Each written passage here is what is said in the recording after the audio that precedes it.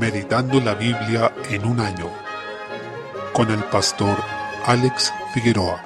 Día 8, mes 11. Ezequiel capítulo 18. Desde el versículo 1, al parecer, algunos en el pueblo de Israel estaban culpando a sus padres de los pecados que habían cometido, como si todos los males que fueran a sobrevenir se debían a la culpa de sus antepasados, lo que implicaba que hicieron maldad, pero que no la asumieron como la responsabilidad propia. Sin embargo, el Señor les dijo: He aquí que todas las almas son mías, como el alma del Padre, así el alma del Hijo es mía. El alma que pecare, esa morirá. Versículo 4. Esto revela el principio de responsabilidad personal, es decir, cada uno responde ante el Señor por su propia maldad. En relación con lo anterior, aquí se expone un ejemplo muy detallado de cómo quien es aparentemente justo, si se desvía y termina en maldad, perseverando en ella, entonces pagará por ese pecado. Asimismo, el impío, si se arrepiente, tiene esperanza, ya que si deja su maldad, apartándose de ésta y volviéndose al Señor, será salvo. Por otra parte, se afirma que el hijo del justo, si resulta impío, pagará por su impiedad, y el hijo del impío, si resulta justo, también recibirá conforme a su justicia. Esto no es más que una aplicación del principio de responsabilidad personal ante el Señor. Un aspecto relevante es que el Señor declara propiedad absoluta sobre todas las almas. Versículo 4. En consecuencia, no solo es Señor y dueño de las almas de los creyentes y piadosos, sino también de las almas de los incrédulos e impíos, y por eso puede juzgar a unos y a otros y definir su destino eterno. Desde el versículo 20, a partir de lo dicho, se refuerza que el alma que pecare, esa morirá. La justicia del justo será sobre él, y la impiedad del impío será sobre él.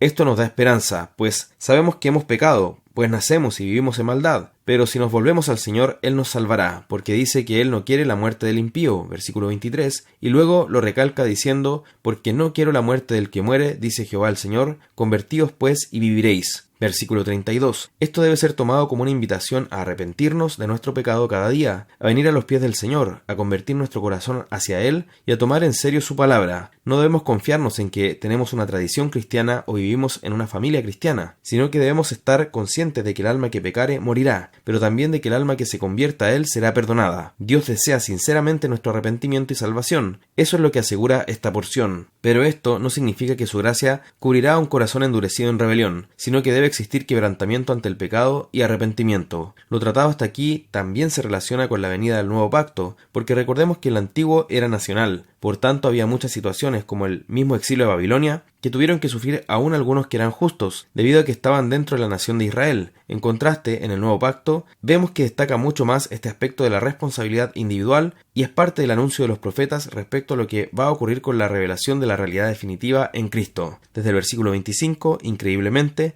este pueblo estaba murmurando contra la justicia del Señor, como si Él fuera injusto o su estándar estuviera torcido, pero el Señor les hace ver que su justicia es perfecta y que eran ellos los torcidos y desviados por su pecado. Hoy muchos también ponen en duda la justicia de Dios. Algunos lo hacen mientras se declaran ateos o agnósticos, pero algunos que se hacen llamar cristianos también incurren en esto, por ejemplo, creyéndose más justos o más amorosos que Dios. Esto es un grave pecado que no pasa desapercibido delante de Dios. Desde el versículo 30, el Señor, lleno de misericordia, y aún ante el pecado tan manifiesto de este pueblo, les hace un llamado al arrepentimiento. Debemos notar aquí que el arrepentimiento es la forma en que los pecadores pueden alcanzar la vida. El Señor insiste en que no desea la muerte de los impíos, sino que se arrepientan y que así vivan. Versículo 32. Esa debe ser también nuestra predicación hoy. Debemos proclamar tal como Ezequiel: arrepiéntanse y vivan. Capítulo 19. Se presenta una lamentación sobre los reyes de Israel. Se trata de una elegía o endecha, algo así como una lamentación poética. Está compuesta en una métrica que los hebreos usaban como ritmo fúnebre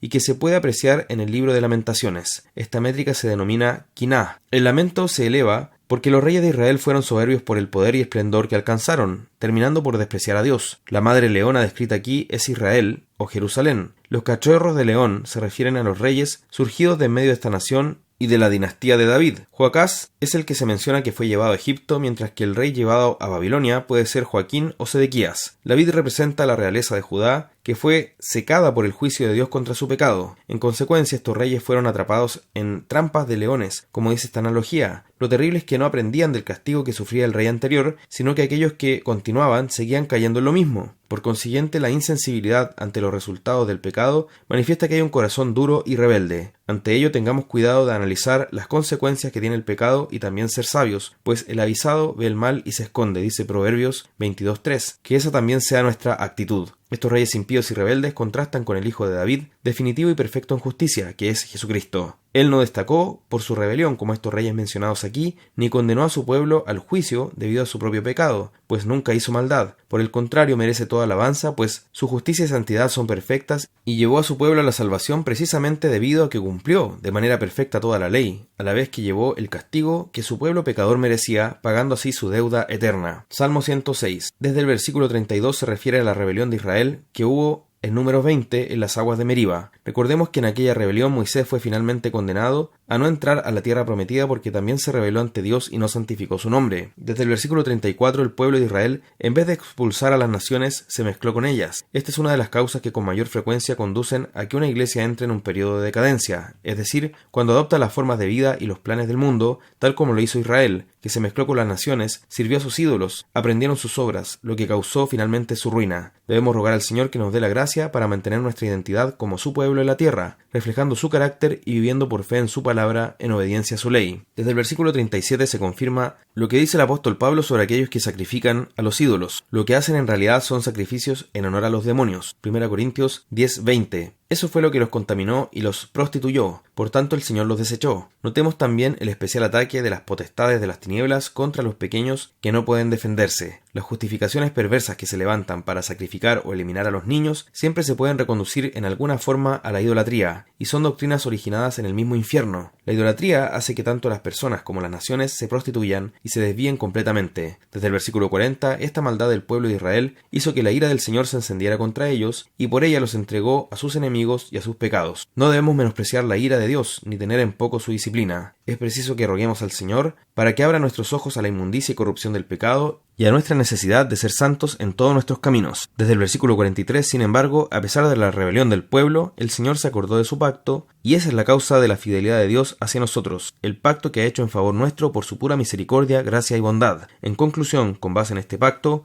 es que nosotros podemos clamar por su misericordia y también podemos decir que Él es bueno en gran manera, que es lento para la ira y grande en misericordia. Por consiguiente, vemos por una parte la necesidad del arrepentimiento constante y la profundidad de nuestra rebelión y maldad, lo que debe motivarnos a ir al Señor constantemente pidiendo su gracia, su asistencia, su ayuda y el socorro de su Espíritu. Por otra parte, vemos una vez más la gran misericordia de nuestro Dios, que recibe a los que acuden a Él con un corazón contrito y humillado. Proverbios capítulo 27, versículo 10. Se afirma la importancia de la lealtad, no solo personal sino familiar, y lo relevante que es guardar esas relaciones y honrarlas. Del mismo modo se expresa lo conveniente de mantener relaciones no solo limitadas a la familia, sino también incluso, estratégicamente, con aquellos que están más próximos, no desde un punto de vista calculador, por supuesto, pero sí destacando lo bueno que es tener a personas cerca con las cuales contar, porque es mejor el vecino cerca que el hermano lejos. Carta a los Hebreos, capítulo 9. Desde el versículo 1 el autor hace una descripción de lo que era el tabernáculo y cómo había estado dispuesto este templo terrenal. Es importante recordar que primero fue llamado tabernáculo y luego, en tiempo de Salomón, se construyó un templo físico lleno de gloria que contenía todos estos elementos de culto, donde se encontraban dos lugares principales, uno llamado lugar santo, versículo 2, al que podían entrar los sacerdotes y allí desarrollar continuamente su oficio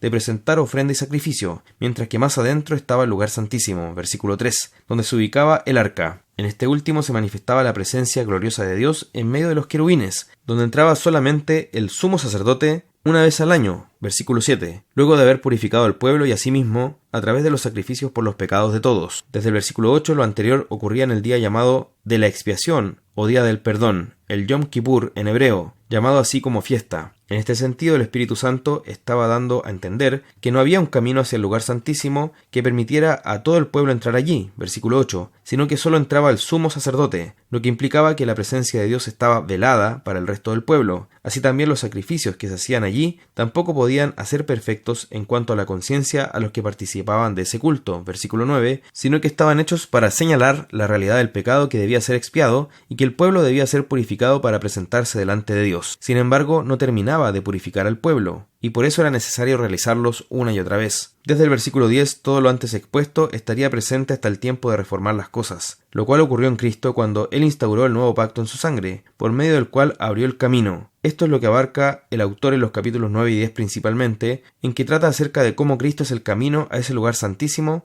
donde está la presencia de Dios. Por tanto, demos gracias a Dios porque vino ese tiempo de reformar las cosas y Él cumplió sus promesas en Cristo.